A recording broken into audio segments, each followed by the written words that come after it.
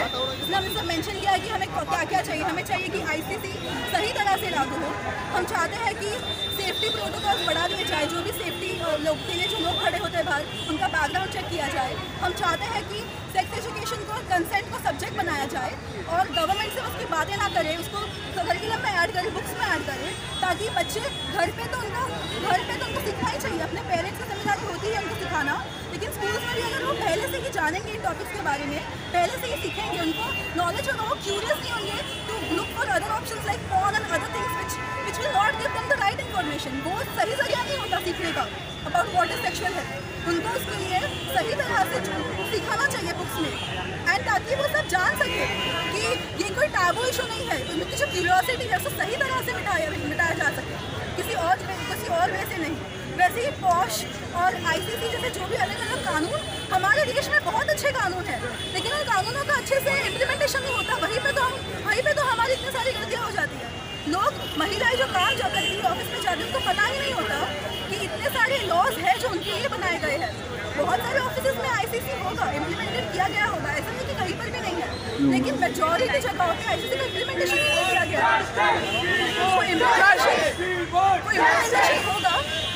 वो इम्प्लीमेंटेशन होगा तो महिलाएं सीखेगी, उनको मालूम पड़ेगा उनके हक की लड़ाई क्या है, उनका हक क्या क्या है, तो वो आगे भी बढ़ पाएगी। मैडम, सेक्सुअल हैरेसमेंट जो ऑफिस वगैरह में, जो इंडस्ट्रियल में या तमाम जगह पे जहाँ पे कमर्शियल एरिया है, लेडीज़ों को, महिलाओं के ऊपर सेक्सुअल हैरेसमेंट है, उस पर क्या कहेंगे?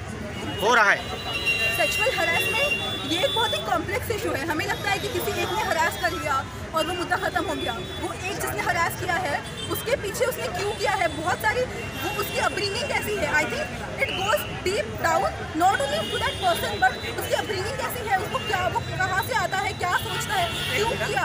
और हम सारा का सारा हम हमेशा ये बोलते हैं कि वो औरत ने कपड़े सही से नहीं पहने होंगे, औरत ने कुछ तो किया होगा, उसने छेड़ा होगा उसको पहले, लेकिन वैसे नहीं होता। बहुत सारी चीज़ें हैं जो सिर्फ औरत नहीं करती है, मर्द के परवरिश में भी बहुत सारी फॉल्ट होती है। हम चाहते हैं कि इन मुद्दों को सिर्फ एक नज़रिए से नहीं, मल्टीपल पर्सपेक्टिव से देखा जाए और मल्टीपल वे से सोल्यूशंस के बारे में सोचा जाए। सिर्फ आज प्रोटेस्ट करके हमने जो मेमोरेंडम लाया है, हमारा उद्देश्य ये है कि आप हम साथ में जुड़े, हम इन सबको आगे ले जा सके, पॉलिसी चेंजेस ला सके, ताकि at the end what policies are that matters, क्योंकि हम सबको रूल पॉलिसीज करती है, तो हमें उस पर काम करना चाहिए। और युवाओं को इसमें आगे की बहुत ज़रूरत है ताकि हम साथ में आगे। महिलाओं पर जो अत्याचार किए गए हैं, अभी जैसे निर्भया के टाइम पे 7 दिन लगे थे उन अपराधियों को पकड़ के लाने में, वैसे ही आई थिंक कि पुलिस भी अपना काम करते होंगे अपने बेस पे, लेकिन उनको भी और ताकत दी जाए, उनको भी और बेस दी जाए, उनको ट्रेनिंग दी जाए इतने अच्छे से, ताकि वो ये जो काम है हम सिर्फ एक को नहीं ठहरा सकते कि उनका अपराधी को उन्होंने काम नहीं किया। आई थिंक उनकी ट्रेनिंग भी उतनी अच्छे से होनी चाहिए और सब में उतना, I think this is a very overall development that we need in this sector. सिर्फ एक को नहीं पकड़ना है, ओवरऑल सिखाना है, पुलिस को अच्छी ट्रेनिंग देनी, ताकि ये सब जब हो they can work faster and they can get the people who are involved in the crime sooner. Thank you very much. हर एक लड़की कंप्लेंट करने जाती है, उसको ये सुनने में आता है मैडम उसका भी घर है, उसका करियर बर्बाद हो जाएगा, आप कंप्लेंट मत करो।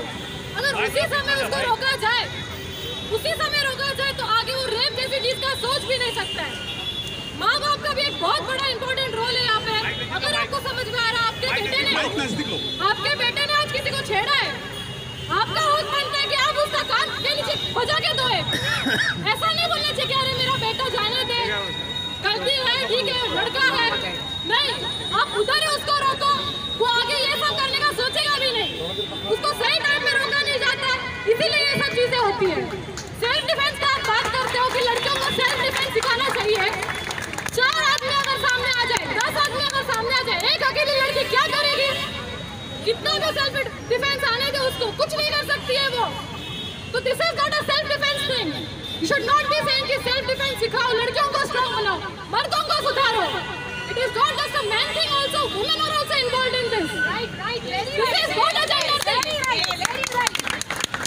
The case has a woman involved in it. That is also equally blameable. Teach your son to respect girls. Yes. Starting from your own home. यहाँ पे इतनी सारी महिलाएं आई हैं, तो ये सिखाना बहुत जरूरी है।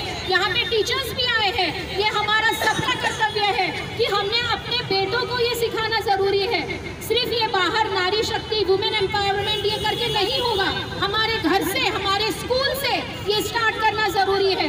We have to teach our boys to respect girls.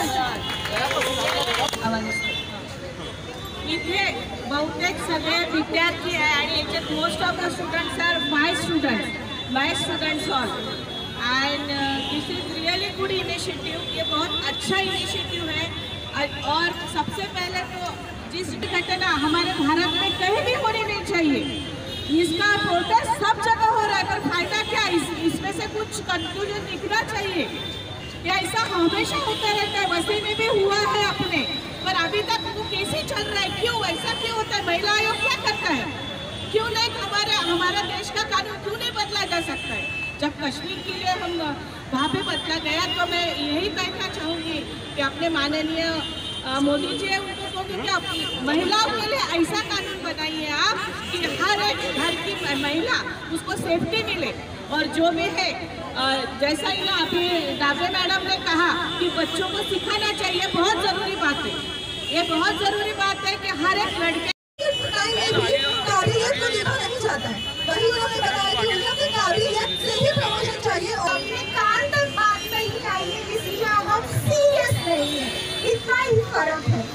हमें पता है, हमें अगर एक पेशेंट, हमारे पास कोई सिक्योरिटी नहीं है, पेशेंट हमारे पास हॉस्पिटल में क्लिनिक के अंदर आ सकता है, कुछ भी करके जा सकता है, सामने हमारे पास कुछ अवेलेबल नहीं है जिसकी सुरक्षा के लिए हम सामने मांग कर सकते हैं। पुलिस को फोन करो, 24 घंटे चाहिए उनको, 24 घंटे। क्या वो सामने वाले आदमी ने हमें 24 सेकंड दिए पूछने के लिए, सोचने के लिए? क्या हमारी कंसेंट ली? नहीं। क्या हमसे पूछी? नहीं। लेकिन टच किया, चला गया। क्या मिला उसे? मजा। उसे आया मजा। और हमें क्या मिलती है? हम सोचते रह जाते हैं उस 1 सेकंड के इंसिडेंट के बारे में पूरे दिन, और हम घर जाते हैं उसी में कि क्या मैंने कपड़ा बराबर नहीं पहना था, क्या मैंने गलत बात की, क्या मैंने कुछ ऐसा रिएक्शन दिया जिससे उसको लगा कि मैं उसकी तरफ अट्रैक्ट हो रही हूँ। ये सब हम सोचते हैं, लेकिन हमने कभी नहीं सोचा यार मैंने कोई गलती नहीं की है, गलती उसकी थी करके। तो अगर यहाँ पे होते तो मैं उसको ज्यादा तो ऑब्वियसली हम मारते, क्योंकि अब हम चुप बैठने वालों में से तो नहीं है। लेकिन जैसे अभी सर ने बोला कि हम नेता से क्या क्वेश्चन करते हैं, हमें खुद से क्वेश्चन करना चाहिए। सबसे जरूरी ये चीज है कि हर महिला को वो अधिकार मिलना चाहिए कि अगर उसके सामने कुछ भी हो रहा हो तो सामने पुलिस उसको पूछकर कुछ ना आए। अगर वो कुछ चमाटा भी मारे या उसकी मर्डर भी करे उस इंसान की, या उसकी प्राइवेट तब भी उसके खिलाफ अरेस्ट करने के लिए पुलिस नहीं आनी चाहिए। बेटी के साथ होता क्या? कभी होता नहीं होता, क्योंकि सामने पता है वो काट के मर जाएगा अगर कुछ होता तो। पॉलिटिशियन वेट नहीं करता पुलिस अरेस्ट के लिए, उसकी बॉडी कट जाती उसके घर पे उसको काटने के लिए। ये सेम चीज हमारे साथ, हमारे पास भी ये अधिकार होना चाहिए कि अगर हमें कुछ हो तो हम ऑन द स्पॉट उसकी निर्णय ले। 24 घंटे की नहीं, जितनी 24 सेकंड की भी उसने हमें मोहलत नहीं दी, उतने ही 24 सेकंड की उसको मोहलत नहीं मिलनी चाहिए सोचने की। क्या पक्ष है? मुझे मन किया, मुझे करना चाहा, क्या कोई पक्ष महिला को नहीं होती है? उसको नहीं मानने वाला पूछने नहीं आना चाहिए, क्योंकि सामने वाले को बोलने की कोई अधिकार नहीं है। Thank you.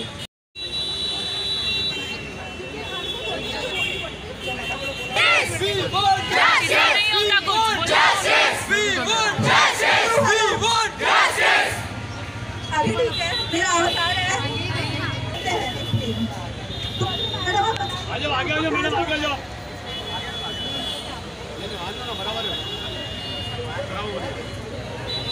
तो नौकरी गई फाड़ने, पहले औरत की सेल्फ रिस्पेक्ट सबसे पहले होती है। अगर मैं उसकी जगह होती तो सबसे पहले उसके 4 चाटे लगाती और बाद में मैं उसकी जगह पुलिस कंप्लेंट करती और नहीं सुनती तो वहाँ पे महिला मोर्चा होती है। वो महिला मोर्चा होके वो बॉस की ऐसी धुलाई करती कि वो कभी भी वो लेडीज को ऐसे पूछने के बारे में सोचना तो क्या सब। इसमें एक पॉइंट छोड़ दिया मैडम ने, पहले तो उसको मारते तो वो सही है, उसके उसके बाद उसको उसके स्टाफ के सामने बदनाम करते, ऐसा उस सर्वेलन्स आहे का? Service safety is right not a privilege. फार मस्त लिहिलंय ताईने. अहो हे फक्त आपण काय करणार आहे, 2-3 मिनिटाचा खेळ. असा खेळ खरा की असा गुन्हा उडवला पाहिजे की या बलात्कारांना 100 ना 1000 वेळा विचार करता आला पाहिजे. पण भीती वाटते कुठेतरी, ही भीती वाटते. आज कुठेतरी दुर्दैव वाटतं युवकांचा आपल्या. अहो खरंच ताईंचा आभार आहे. आज कुठेतरी जे पिटिशन आहे ते पिटिशन दाखल करताना तुमच्या सोसायटीमध्ये, तुमच्या एरियामध्ये एक कर्तृत्ववान कर्तव्यशील युवक म्हणून वाटचाल करा. भले इकडे 100-200 आपण जमलोय, पण त्याला × 10 मल्टिप्लिकेशन करून आपल्याला हे पिटिशन पुढे घेऊन जायचं आहे. आणि त्याचबरोबर जे मला ऐकत असतील, खरी असतील, त्यांना विनंती करतो की त्यांनी आपापल्याप्रमाणे प्रत्येक प्रशासकीय अधिकाऱ्याला आपली बहिणीसाठी आणि आपल्या आईसाठी एक अशी न्याय व्यवस्था आणण्यासाठी पत्र लिहा. ते खरं असेल तुमचं कर्तृत्व आणि या बलात्कारांसाठी सजा देण्यासाठी असेल तुमचं हे पुढे वाटचाल करणारा मोठा इतिहास रचायची आता फार गरज आहे. खरंच विनंती करतो त्या प्रत्येक आईला बहिणीला निश्चित आपल्याला अश्रू येत नाही. त्याच्या लागलाय ना माझं काय होणार आहे. म्हणून महिला जी आई आहे, महिला जी बाई आहे, महिला जी ताई आहे आणि महिला जी कोणाची तरी पत्नी आहे, ज्या पुरुषाला तुम्ही अनेक गोष्टींसाठी दबाव टाकता, त्याच पुरुषाला तुम्ही हक्काने दबाव टाका की माझ्या सुरक्षिततेसाठी तुला सुद्धा वाटचाल करायची आज गरज आहे.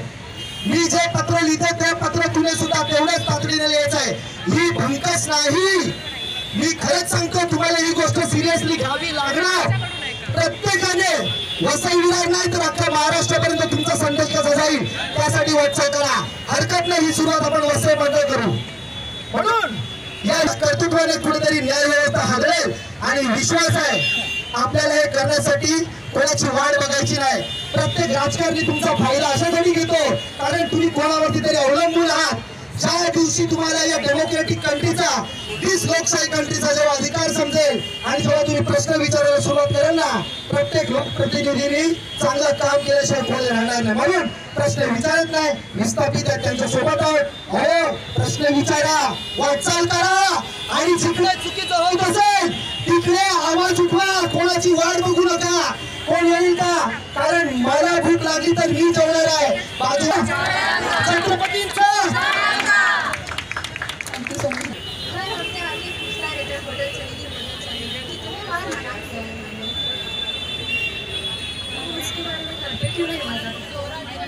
तुम इसके बारे में घर पे क्यों नहीं बताती?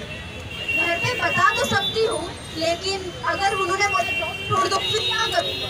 मैं घर पे बैठी रहना पड़ेगा ना. ये तो नहीं हो सकता यार. डर हो रही है, पर तुम जो भी कदम उठाओगी सोच समझ कर उठाना. सर्वेलन्स आहे का? Service safety is right not a privilege. फार मस्त लिहिलंय ताईने. अहो हे फक्त आपण काय करणार आहे, 2-3 मिनिटाचा खेळ.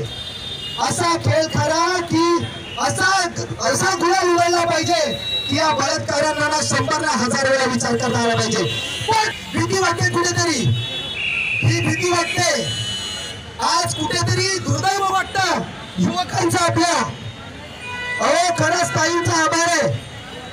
आज कुठेतरी जे पिटिशन आहे ते पिटिशन दाखल करताना तुमच्या सोसायटीमध्ये, तुमच्या एरियामध्ये एक कर्तृत्ववान कर्तव्यशील युवक म्हणून वाटचाल करा.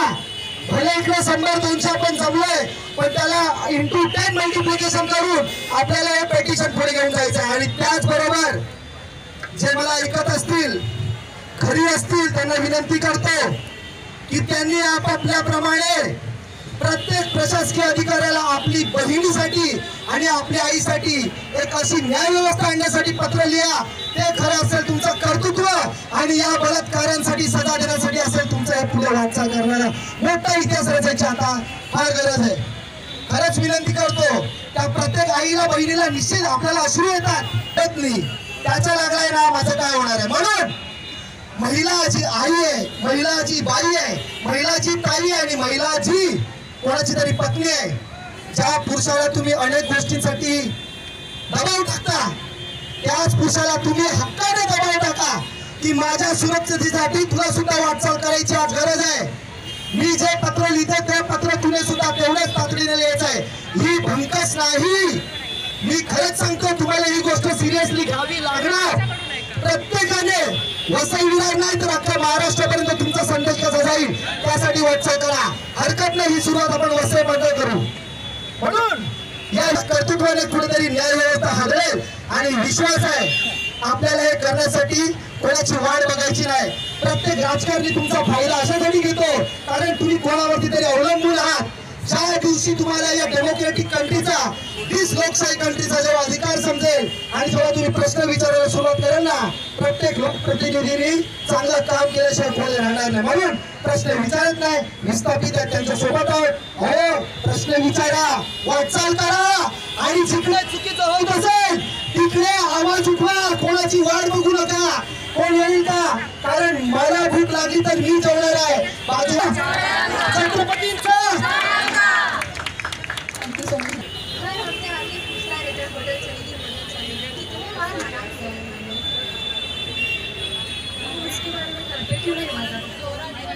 तुम इसके बारे में घर पे क्यों नहीं बताती? घर पे बता तो सकती हूँ, लेकिन अगर उन्होंने मुझे जॉब छोड़ दो फिर क्या करूँगा? मैं घर पे बैठी रहना पड़ेगा ना. ये तो नहीं हो सकता यार. डर हो रही है, और तुम जो भी कदम उठाओगी सोच समझ कर उठाना.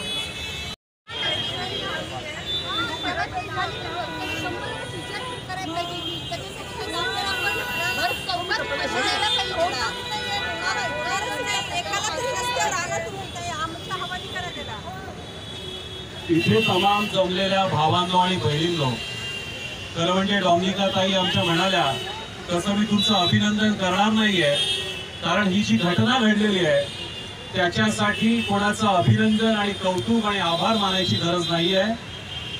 तर अशा राज्यात ही घटना घडली आहे की ज्या राज्याच्या मुख्यमंत्री स्वतः महिला आहेत आणि या सगळ्या घटनेचं राजकारण केलं जात आहे याचं सगळ्यात मोठं दुःख आहे. ज्या पद्धतीने त्या भगिनीला ठार मारण्यात आलं आणि तिच्यावर अत्याचार करण्यात आले, माणुसकीला लाजिरवाणी अशी गोष्ट आहे. मी आमच्या वसई कोर्टातल्या तमाम वकिलांच्या वतीने त्या महिलेच्या जो अत्याचार झाला त्याचा निषेध करतो आणि एक पुरुष म्हणून मला त्याची लाज वाटते. जो कोणी आरोपी पकडला गेलेला आहे तो आरोपी पोलीस कर्मचारी आहे. त्याची 4 लग्न झालेली आहेत आणि त्या हॉस्पिटलमध्ये गेल्या 23 वर्षांपासून अशा अनेक घटना घडल्याचा टाइम्स ऑफ इंडियाने रिपोर्ट केलेला आहे. याचा अर्थ असा होतो, आता इथे आपण मागणी करतो की त्या नालायकाला फासावर चढवलं पाहिजे. निश्चितच त्याला आतापर्यंत अशा बलात्काऱ्यांना अनेकदा फासावर चढवून सुद्धा बलात्कार थांबत नाहीये. महिलांवरचे अत्याचार, महिलेकडे बघण्याचा जो पुरुषी दृष्टिकोन आहे तो जबाबदार आहे. महिला ही वापरून फेकून द्यायची वस्तू आहे असं इतकी संस्कृती पुरुष, आणि त्याच्यामुळे महिलेला ही हीन दर्जाची पुरुष आहे जो काही मुलगा आहे त्याला योग्य हे संस्कार दिले पाहिजेत. कठोर शासन जरूर झालं पाहिजे. अशा प्रकारचे जे अत्याचारी आहेत, निर्भयाच्या वेळेला आपण सगळे रस्त्यावर उतरलो होतो. आता सुद्धा देशभरामध्ये लाखोंच्या संख्येने लोक रस्त्यावर उतरलेले आहेत आणि वसई तालुका सुद्धा या सगळ्याला चुकलेला नाहीये. काल डॉक्टरांची खूप मोठी रॅली झाली आणि मी आवाहन करतो वसईच्या शांतताप्रेमी नागरिकांना की इथून जात असताना फक्त पाहू नका, या आंदोलनामध्ये सामील व्हा. आणि या जर तुम्ही सामील झाला नाहीत तर तुम्ही त्या अत्याचारांच्या बाजूने आहात असं आम्ही समजू. जर तुम्ही नसाल तर या आंदोलनात सामील व्हा. शांततेने त्या महिलेच्या आणि त्या महिलेच्या कुटुंबियांच्या आणि त्या भविष्यामध्ये अशा घडणाऱ्या घटनांच्या निषेधार्थ आपण इथे उभं राहिलं पाहिजे. आणि पुन्हा एकदा मी या तुमच्या सगळ्यांच्या वतीने देशातील राष्ट्रपतींना की ज्या स्वतः एक महिला आहेत त्यांना मी नम्र विनंती करतो की अशा प्रकारच्या अत्याचारांना तात्काळ कठोर शासन व्हावं आणि आमच्या ज्या महिला भगिनी खास करून डॉक्टर्स की जे जीव वाचवतात त्यांच्यावर जो हल्ला झालेला आहे अशा प्रकारच्या अत्याचारांना कठोरात कठोर शासन व्हावं. साहेबांनी सांगितलं की नक्की आम्हाला ठरवावी लागेल की आमचा संघर्ष कशाच्या विरोधात आहे. जर तो त्यांनी सांगितल्याप्रमाणे पुरुष संस्कृतीच्या डोक्यात स्त्रियांविषयी असलेल्या चुकीच्या समजुतींमुळे असेल तर आम्हाला प्रबोधनाचा मोठा मार्ग सुद्धा स्वीकारावा लागेल.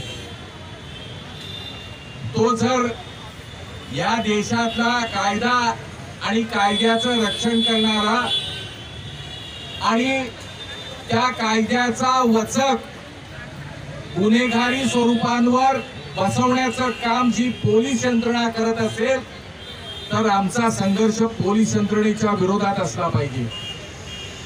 आणि या सर्वाला जर सर्वोच्च असं जबाबदार हे या देशाचं आमचं सरकार असेल, असो मृत्यू पुरुषाचा असो, तो बलात्कार केल्यानंतर असो किंवा अन्य कोणत्याही मार्गाने असो, जर हे सरकार या व्यवस्थेला सरकार जर त्या सरकार विरुद्ध असला पाहिजे. जी घटना घडलेली आहे कलकत्त्यात सगळ्यांनी वर्णन केली, ती वर्णन मी पुन्हा करू इच्छित नाही. अतिशय दुःखद घटना आहे. परंतु माझ्या सगळ्या भगिनींना माझी एक विनंती आहे, असा अत्याचार आमच्या भगिनींवर रोज होत आहे, हो रोज होत आहे. म्हणजे मध्ये मी त्या सोशल मीडियावर बघितलं, आमची एक आगरी भगिनी जी कुठे आसऱ्याला देवळामध्ये गेले, तिथे पुजाऱ्याने तिच्यावर अतिप्रसंग केले, तिचा खून केला. कधी ऐकतो अमुक गोष्टीत अमुक करून असं करून अमुक केलं. या ज्या सगळ्यामध्ये त्यावेळेला आपण सुद्धा आपला त्याचा निषेध करण्यासाठी रस्त्यावर ह्याच्यापेक्षा मोठ्या संख्येने